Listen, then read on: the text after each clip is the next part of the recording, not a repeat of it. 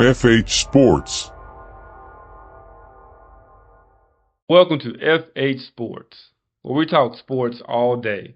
We're just four brothers coming together to do what we love to do in front of you guys. It's two of us on this side of the camera, two of us behind the camera. So we're going to go and jump right into it. And today we're focusing on college football.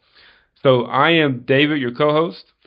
What's up, FH World? It's Jeremy. He's your host. All right, so a sports recap.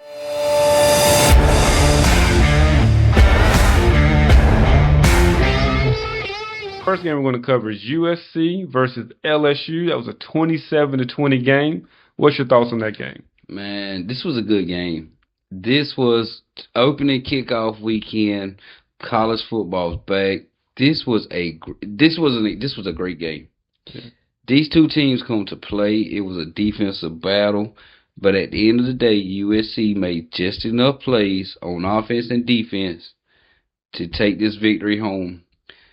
And not just take the victory home, they took the victory home for their conference, their new conference in the Big Ten. Yeah. So that was a big deal all on its own to play LSU, who's a perennial championship team year in and year out.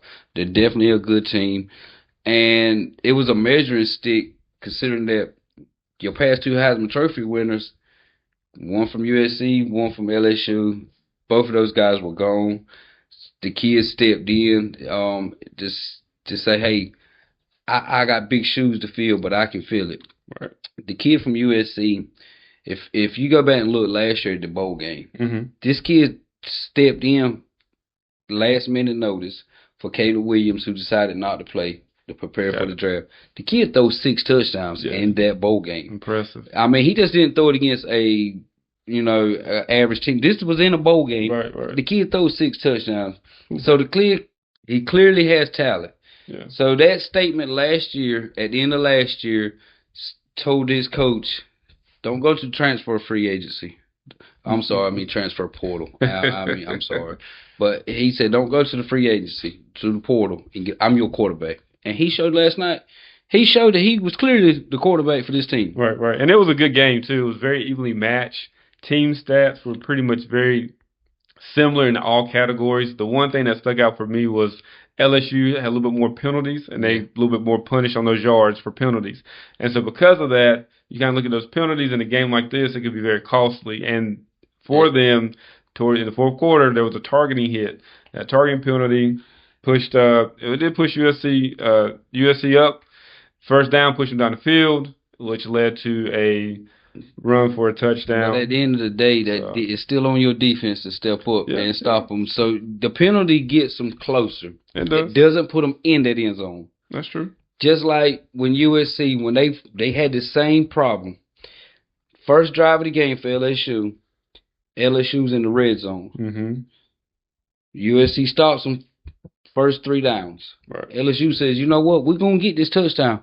USC's defense stood up and said, no, you're not. Right. So that was LSU's defense's moment to step up and say, you want to score, but you're not going to score. It's going to go into overtime. Right. And the kid from USC, he was determined to not be stopped and put his team on his back, and he took them in for that touchdown. He did. So, hey, it was a good game. It was good to see. So it's going to be an exciting season as we look to college football. This is the first week of the college football season really kicking off. So we really enjoyed that.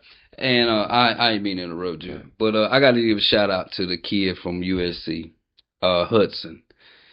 Man, you made an unbelievable play. This kid goes up between 2 defenders, one hand, and brings it in. Right. To me, that was an awesome play, man. I got to give you your props on that catch, man. Yeah, that's our play of the week there. That was an awesome play. That was an amazing catch. Yeah, exactly. That was breathtaking. Yes.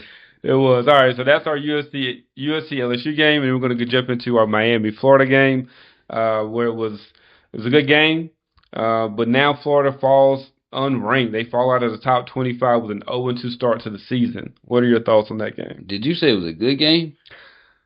It was a good game for Miami. It was a perfect game for Miami. Right. Now look, when we sit down in our production meeting and we choose the games, This isn't. I'm sorry. This isn't a knock on one of our brothers behind the camera. Right, because he's a Gators fan. He's a so big Gators fan. It wasn't a good game for him. It was a good game for me because I'm a Miami fan. Yes, I love the U. I've been a U fan since the age when we had Michael Irvin, then we had the Warren Sapps and the Ray Lewises and the Ed Reed, the Clint Portis and Jeremy Shockey's. I've been a Miami fan for a long time. Sir. So this wasn't nothing to do with that when we chose this game. To me, is Miami back. Right. We went to the free agency portal and we got our quarterback. He played an unbelievable game. The kid had 385 yards, 3 touchdowns.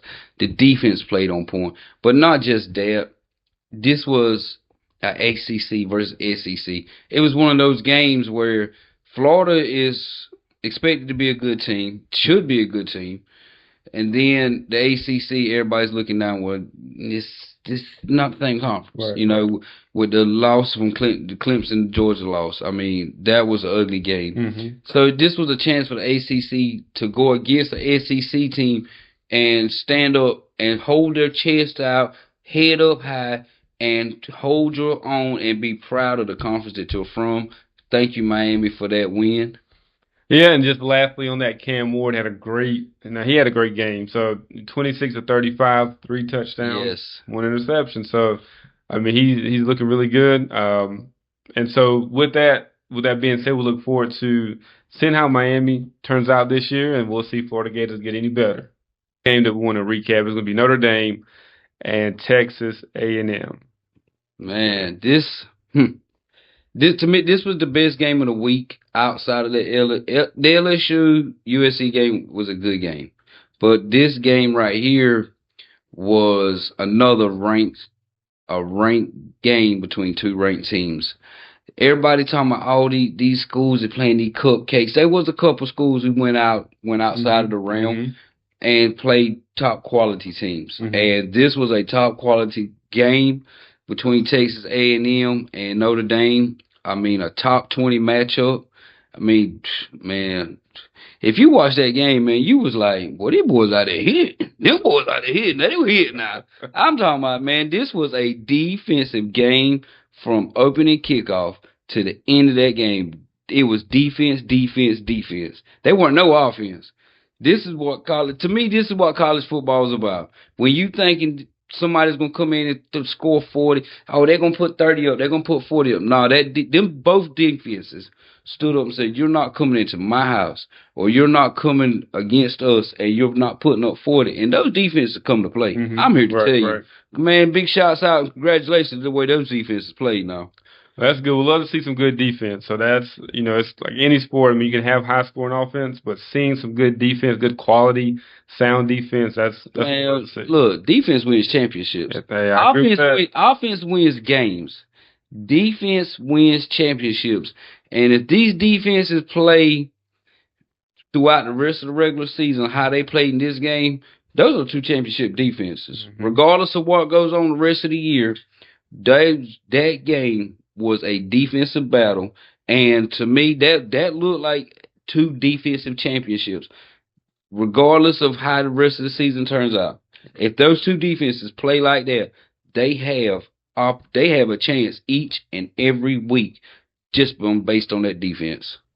Well, it looks forward to seeing Notre Dame, Texas A&M, seeing those defenses throughout the rest of this year. This college football season is going to be an exciting one.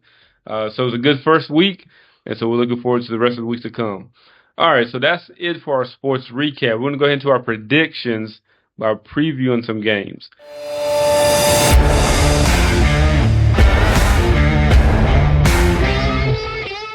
So the first game we have on the docket is going to be number 4 Texas versus number 9 Michigan.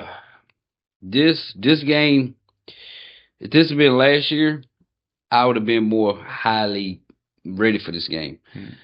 You got a defending national champions against a playoff team from last year, but this is a different year. This Michigan team is not the same team. They lost 13 players to the draft. You lost your quarterback in the first round to the Minnesota Vikings. So this Michigan team is not the same team that won that national championship.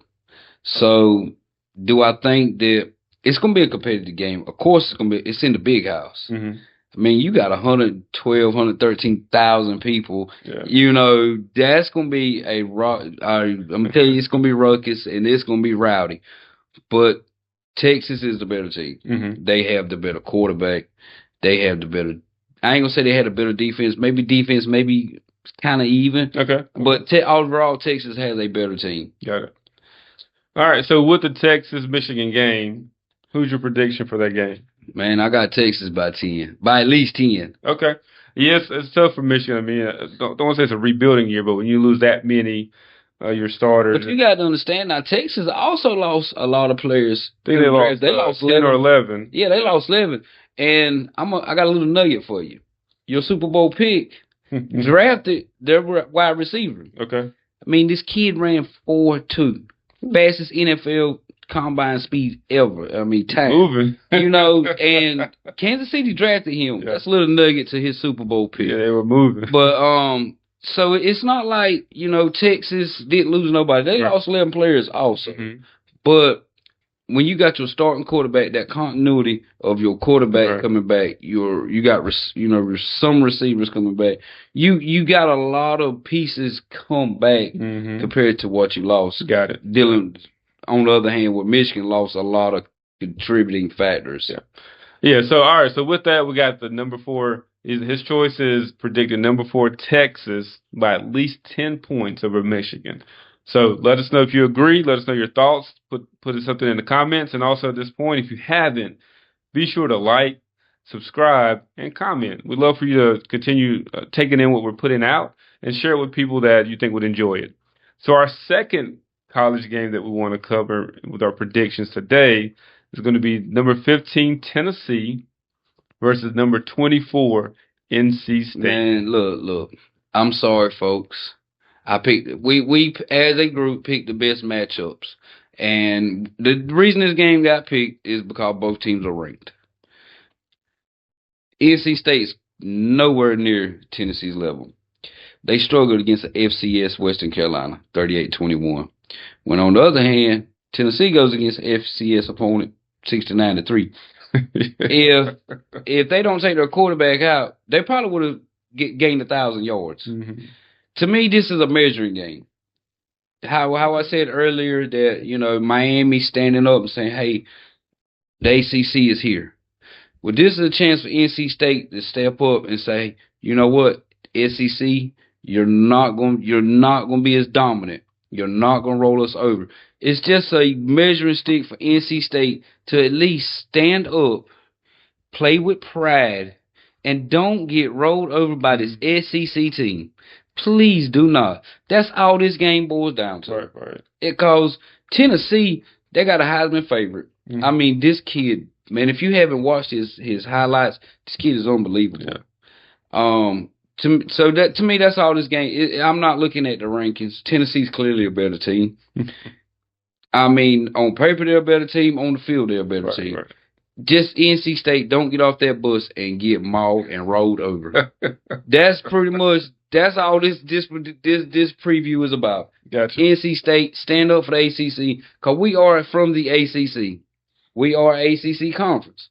That's where we're from. We're from the Atlantic Coast Conference. Mm-hmm. So just have pride for us. That's all. Miami did. Miami rolled over an SEC team. So NC State, stand up, have some pride, play with pride, and just don't get rolled over too bad, because you're going to get rolled over. That's the prediction on that one. All right, so obviously he's taking Tennessee. Hopefully NC State can just make it a respectable game. Yes, that's all I'm asking. Just make it a respectable game, and they're able to pull out an upset. Now that'll be an upset. We'll definitely have to come back to this conversation. So we'll see. We've got that pinpoint. So at this point too, we're going to take time to show you, keep track of what Jeremy's record is so far. So when we're looking at, you know, the NFL games that he's made predictions on, we're going to show you what his record is as well. And then we'll even try to maybe do that with some of the college games, maybe be able to track that for you as well. But we really want to focus on his track record through the NFL season, and we'll show you what that looks like, and we'll keep track of that as well.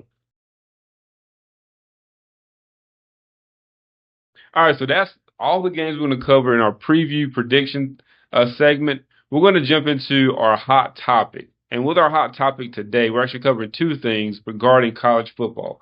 We're going to look at some of the college football changes, regarding the conference changes, and regarding playoff changes. And so what we want to dig into, a couple conferences had some shaking up in this season for 2024. We're talking about Big Ten, we're talking about the Pac-12, the SEC, and even the ACC. But we're going to focus on a little bit of the Big Ten and the SEC, some of the changes that they had, and we know that Oregon, Washington, UCLA, and I think it was one other team that may have went to the Big Ten. I think it was four teams. Yeah, it was four teams. Yeah. And then we have USC was the fourth one. Yeah. And then SEC had Oklahoma and Texas were two big names that moved from the Big 12 to the SEC. So let's kind of talk about, and here's a term that we've coined. I don't know if you guys have heard this term yet or not, but we're coining the term as super conferences. Yes. Super conferences. So we talk about super teams. Now we're talking about super conferences. So let's kind of dig into your thoughts on these conference changes. Man, the conference changes is it helpful or is it hurtful? Of course it's helpful because by adding the teams that the Big Ten added, you took pretty much the best teams that the Pac-12 had, you added them to your conference, which is already a stacked conference as far as football play, where you already had Michigan, Ohio State, Penn State. You had quality teams. But now you just added four teams that pretty much stay on a ranked basis through, year in, year out. High quality teams. You add them to your conference. You just not only made your conference better, but you made your revenue streaming more great. Mm-hmm. So that was a big move on USC and a detrimental move for the Pac-12. Yeah. And then on the SEC side, you go to the Big 12. You took the best two teams the Big 12 had with Oklahoma and Texas. I'm not saying you took them, because at the end of the day, it's a choice by these universities to make this move. Because to leave the conference that you're in, you got to pay. Mm-hmm. It costs us money to pay to leave that conference. So they made this choice to join these conferences and make a super conference. Right. And you might be asking, as you're thinking about, well, what would cause a team, a college to move from one conference to another? So I kind of dive into that a little bit. We're going to use for an example. Let's see, we've got UCLA, for example.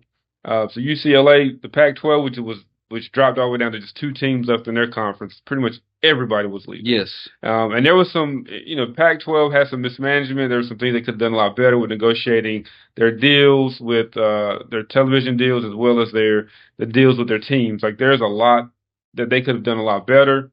Didn't work out well. They were trying to wait to the last minute to do certain things. So it just didn't work out, so everybody left.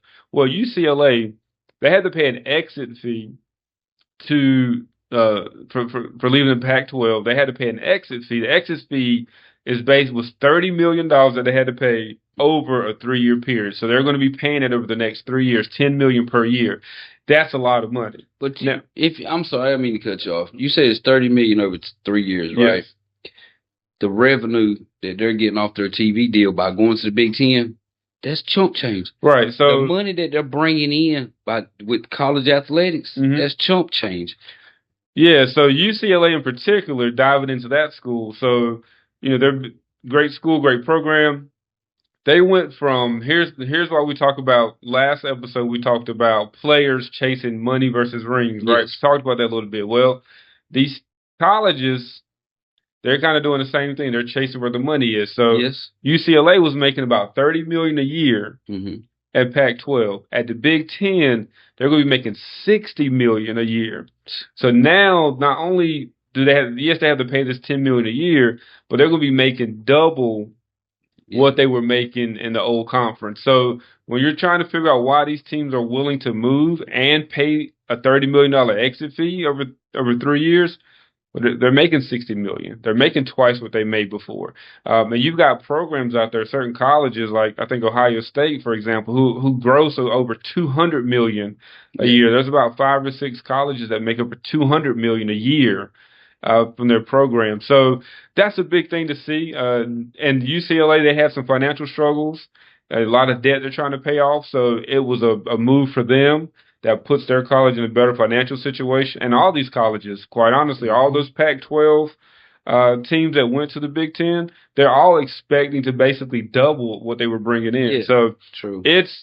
so this term super conferences, we'll continue to kind of dive into that and use that more going forward. But that is one of the reasons and one of the things we see that's happening. And we're going to talk about that a little bit more about these changes as well, and how that impacts college football. So that's our conference changes so far. Any other thoughts before we jump into our next one? Man, as far as these conference changes, it just, at the end of the day, it's about money. Sure. And these colleges going to these other conferences just shows it's about, at the end of the day, it's about that dollar. And one thing when you said that made me think about was the new television deal that they struck as well this year. So the new television deal is going to be, it's a 7-year deal worth over $7.8 billion.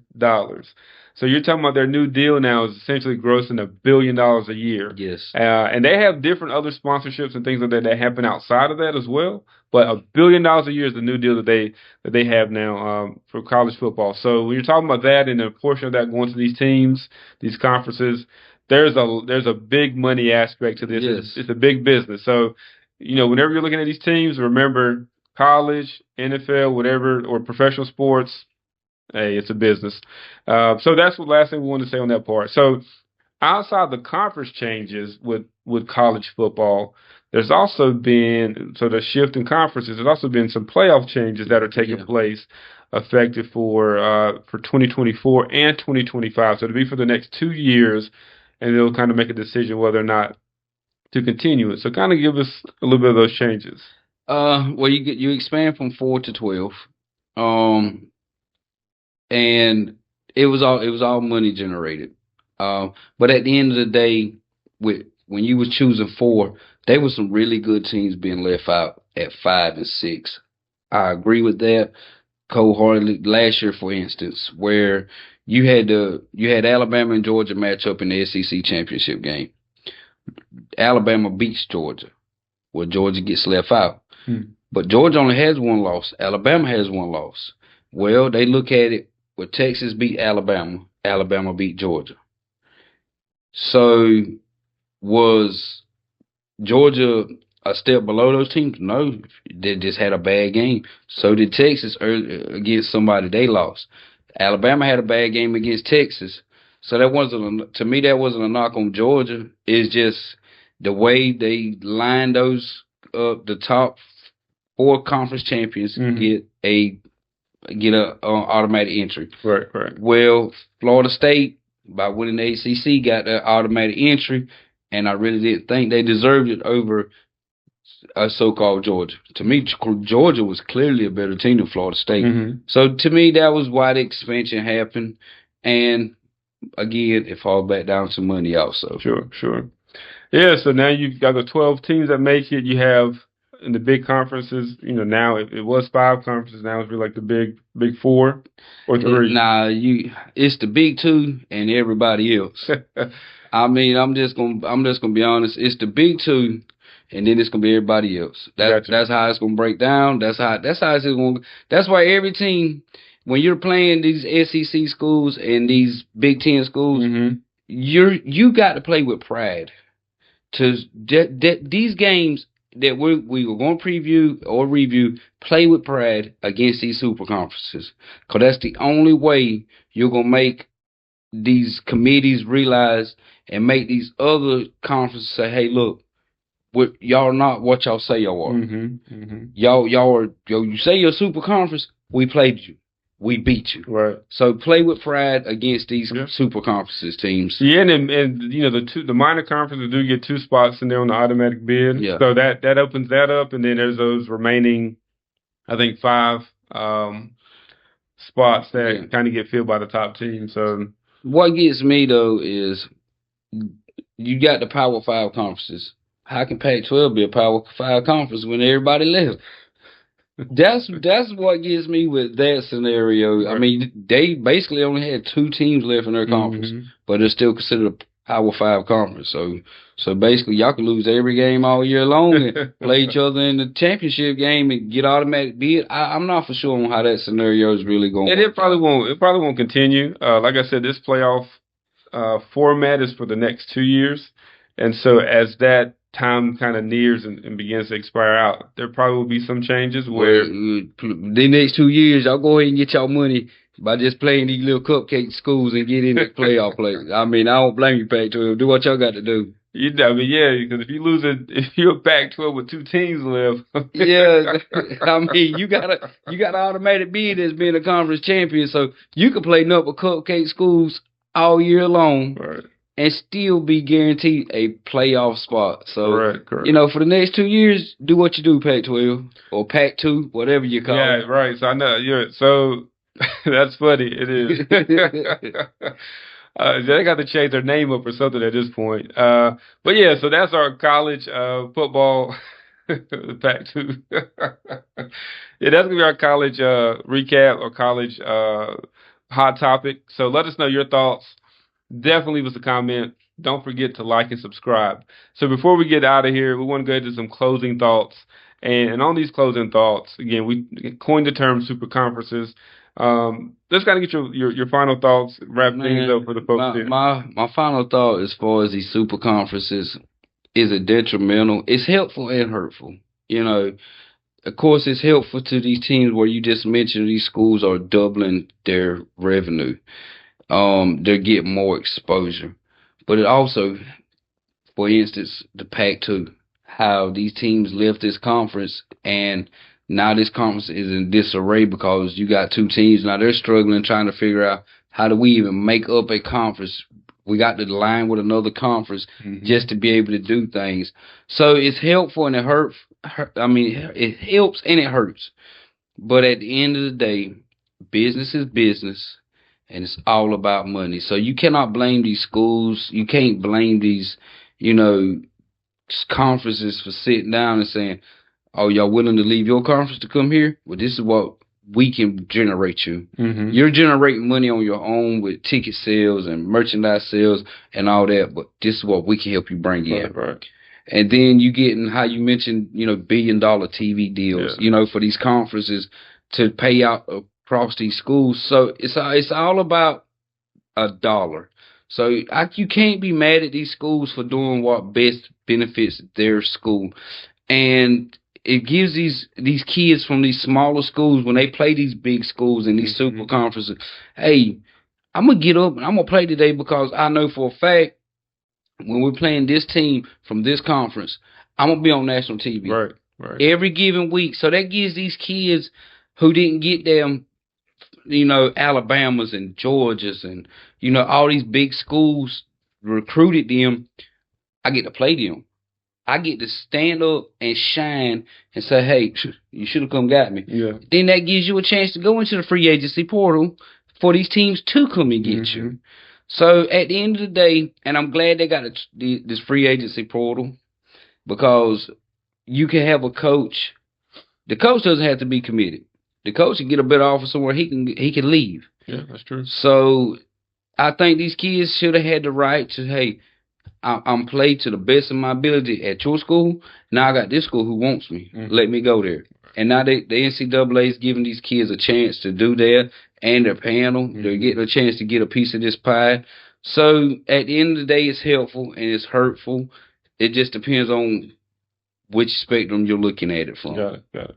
That makes perfect sense. And so we'll see how, obviously these super conferences, are kind of where if it's going to get a little bit like the professional sports, NFL, NBA, where you kind of expect 5 to 7 teams always kind of be in the running for the championship. Will it be the same for college football, where it's kind of like that, but now you just really focus on just a couple conferences, which even narrows down the focus to just a couple of teams even more. So that's something to think about as well. But hopefully there'll be some opportunities here for these smaller conferences to maybe pick up on some decent teams that were stuck with their old conference that's almost in a disarray at this point, and maybe be able to add and improve what their conference looks like.